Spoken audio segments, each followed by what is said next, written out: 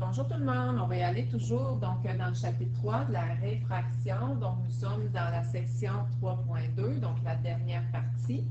On va y aller donc avec les relations mathématiques, représentation mathématique pour aller chercher la position de l'image.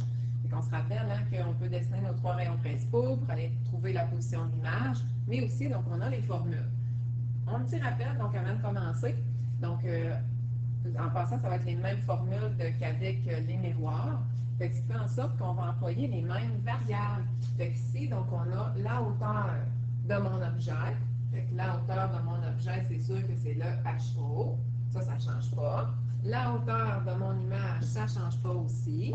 Ensuite, on va aller changer donc, la lettre Q pour le DI, la distance entre toujours la lentille et mon image. Puis on a donc ici aussi, ça ne change pas donc non plus, donc c'est pas nouveau, le DO, la distance entre l'objet et la lentille. En passant, les distances sont toujours calculées à partir du centre optique, autrement dit du sommet, donc de la lentille. Tout ce qui nous reste donc à savoir maintenant, c'est le F, donc la longueur focale, donc qui est la distance entre le foyer, qui est réel dans ce cas-ci pour la lentille convergente, et virtuelle, donc dans le cas de la lentille divergente. Fait que les formules sont les mêmes, donc on peut donc les encadrer. La première, c'est pour aller chercher soit le DO, soit le DI ou soit le F quand on possède les deux autres. La deuxième, c'est une formule triple. HI sur HO est égal à moins DI sur DO. On écrit attention, parce que c'est sûr qu'on peut oublier donc le petit négatif, il fait partie de la formule. On a ici aussi G est égal à HI sur HO. Et on a aussi une troisième formule, G est égal à moins DI, donc sur DO. Tout simplement. On a la même convention donc des signes que pour les miroirs convergents, donc les divergents. On va aller donc réviser tout ça. Fait qu'on a des informations, c'est sûr que sur la distance donc des images, le DI, on a deux petites informations. C'est sûr que tout se mesure à partir du sommet donc du miroir. Lorsque le DI est positif, ça va vouloir dire que mon image elle est réelle, et lorsque le DI est négatif, ça va vouloir dire que c'est virtuel. D'autres informations, donc aussi sur la hauteur donc, de l'image. Ici, là, c'est juste pour le HI, ici. Donc le HI, s'il est positif, si je calcule mes affaires, le HI est positif, ça va vouloir dire que l'image est vers le haut. Et si je calcule, puis le HI donne un signe négatif, ça va vouloir dire que l'image est vers le bas. Donc, soit vers le haut, soit vers le bas. Ensuite, pour le foyer, la longueur focale aussi va nous donner donc des informations. Donc, ici, c'est pour le F, longueur focale.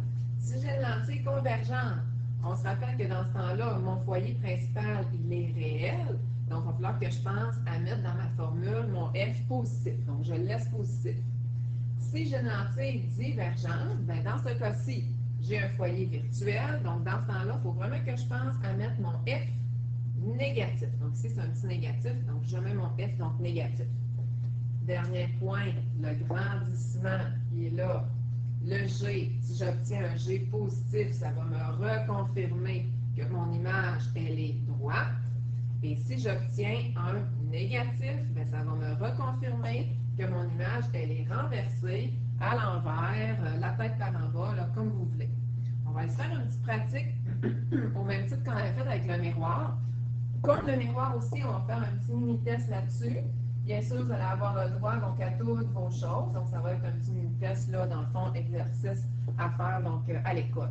On y va. Et qu'on nous dit, déterminer graphiquement la position donc, de l'image. On veut savoir tout donc, sur l'image au niveau graphique. Puis tantôt, on va vouloir le savoir au niveau mathématique, donc numérique, donc avec les formules.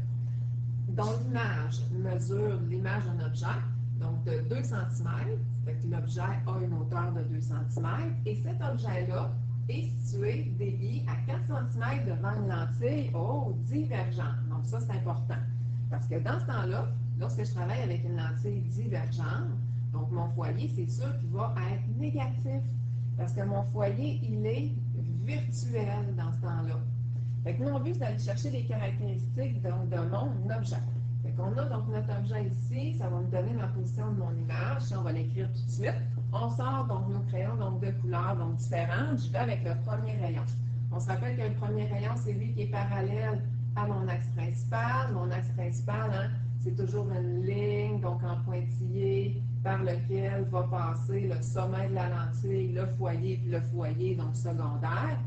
Bien, ce rayon-là, parallèle à l'axe principal, il va se faire diverger, puisque c'est une lentille divergente. Mais comment? Comme si qui provenait là, finalement donc, du foyer. Je vais effacer ça, mes dernières lignes ne sont pas très belles. Donc, je vais les mettre donc, en pointillé. Hein. Le comme si, là, c'est toujours en pointillé. On y va en bleu. Le premier rayon, on se rappelle qu'on travaillait avec le F. Le F là, qui était donc vraiment le foyer donc, principal qui est à gauche. Pour le rayon, donc en bleu, on y va donc avec un rayon qui semble, il ne va pas là, mais il semble s'en aller sur le F'. Puis rendu là, ben, il est réfracté de façon parallèle. Fait que le premier rayon, on travaille avec le F, le deuxième rayon, on travaille avec le F', fait qu'il ne faudra pas se mélanger. On va aller faire notre troisième rayon, donc en vert, c'est lui qui passe droit, qui passe par le sommet, qui passe là, dans le fond par le centre optique de la lentille, puis il n'est pas dévié. Toujours une flèche avant, toujours une flèche donc après. Donc, si j'exagère donc mes rayons, regardez bien, ils sont loin, mais vraiment loin de se rencontrer. Donc, dans ce temps-là, il va falloir que je les prolonge. Je suis chanceuse, le rouge est déjà prolongé. Le vert, ben, il est déjà fait pour moi, donc au complet. Si, admettons, je suis tout poigné, ben, je peux l'exagérer là, quand même. Je peux toutes les exagérer, donc si je veux. Donc, même le rouge, là, je pourrais donc l'exagérer. Et qu'il va me rester donc le bleu à prolonger. Fait que je prolonge le bleu, il était parallèle, donc je fais un prolongement parallèle à mon axe principal, donc il y a juste lui à prolonger. Et si je regarde seulement, puis en passant si c'est poigné en point, je peux l'exagérer ici aussi, donc si je veux, je regarde seulement les rayons prolongés et je vois qu'il y a un point de rencontre ici, ça me donne la position de la petite image, puis je vais pouvoir aller écrire les caractéristiques de mon image. Fait que les caractéristiques, bien pas compliquées. C'est une image qui est toute cute, plus petite. Elle a la tête vers le haut, donc elle est droite. Comme ça. Ensuite, on peut dire qu'elle est virtuelle. Qui me fait dire qu'elle est virtuelle? C'est parce que j'ai prolongé les rayons lumineux. Puis elle est du même côté, en plus, que l'objet, ce qui est virtuel. Puis sa position, elle est située entre le foyer et le sommet de la lentille. C'est vraiment donc ces 4 caractéristiques. On va aller vérifier ça, donc pour voir si ça coïncide avec nos données mathématiques. Je vais avec la première formule, j'ai cliqué par la bonne place, donc je vais aller comme ça, avec notre formule ici, pour aller chercher le DI. Donc je vais commencer avec le DI. Qu'est-ce que je connais déjà? Je connais le HO, le DO, le F, je n'oublie pas de mettre le F négatif parce que mon foyer, il est virtuel, comme ça ici. Et là, je vais aller mettre mon calcul beaucoup mieux donc, que ça. Là. Je vais continuer donc, mon calcul. Parce que moi, je cherche mon DI. C'est ça que je veux aller donc isoler. Fait que si je veux isoler donc le DI, je suis correct. Là. Je m'étais débarrassé du DO en l'envoyant de l'autre côté en faisant donc moins 1 sur DO. Et là, je n'ai pas isolé donc, mon DI là, tout seul. Là. Donc, j'ai isolé 1 sur DI. Qu'est-ce que je vais faire? C'est que je vais monter le DI au numérateur, puis je vais descendre les autres de l'autre côté au dénominateur. J'ai le droit de faire ça donc mathématiquement. Tout ce qui me reste à faire maintenant, c'est d'aller remplacer mon F par mon 3 cm. Puis là, ben, c'est sûr hein, que j'ai oublié mon 1 sur quelque chose, là, donc j'ai été un petit peu trop vite. On va y aller un peu moins vite, donc comme ça. Donc 1 sur moins 3 cm, moins 1 sur 4 cm pour avoir donc mon DO. Et là, quand je vais pitonner sur ma calculatrice, je fais attention, là. Je vais aller écrire mes parenthèses. Je vais mettre une grosse parenthèse au début, donc pour être capable de pitonner ça d'un coup. Ma réponse va me donner un négatif. Le négatif, qu'est-ce qu'il veut dire, le DI avec les lentilles? C'est qu'il veut dire que mon image est virtuelle. Elle est du même côté que l'objet. Ça me donne des précisions, puis elle a une distance de 1,71 cm. On va aller voir, là. Regardez, à peu près, là, mon DI. Ouais, ça a du bon sens. 1,71. On continue. On va aller chercher maintenant le HI. Donc, on écrit HI est égal à point d'interrogation. Nous, on va utiliser cette formule-là. On va l'isoler, donc le HI. Fait que pour l'isoler, produit des extrêmes est égal au produit des moyens, ça fois ça. Je vais diviser par mon DO. Et là, souvent, on se demande, mais qu'est-ce que je vais faire avec mon négatif? Bien, je le traîne, mon négatif. Que je le mette n'importe où, là, ça va donner finalement donc la bonne réponse. Fait que je vais faire mon HO fois mon DI divisé donc par mon DO.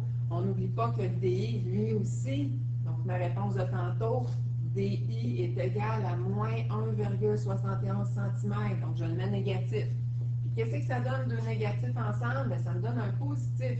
Le positif, lorsque j'ai un HI positif, veut me dire que mon image, elle est droite. Elle est debout, elle n'est pas inversée, puis elle a une hauteur de 0,86 cm. Je vais aller vérifier tout ça. Ça a du bon sens. Ben oui, regardez la hauteur ici, donc de mon image, à peu près, donc un petit carreau un peu moins, fait que ça a du bon sens. Donc ça a de l'allure. Je continue avec le G, j'ai deux choix pour mon G. G est égal à moins DI sur DO ou G est égal à HI sur HO. Que je prenne un ou l'autre des formules, ça va me donner la même réponse. Je vais y aller avec mon DI. On se rappelle avec mon DI, c'est négatif 1,71. Puis on n'oublie pas que dans la formule, là, je fais attention. C'est pas moi qui ai décidé de mettre un négatif là, là. Il était déjà là, donc dans ma formule, le négatif, fait que je le traîne.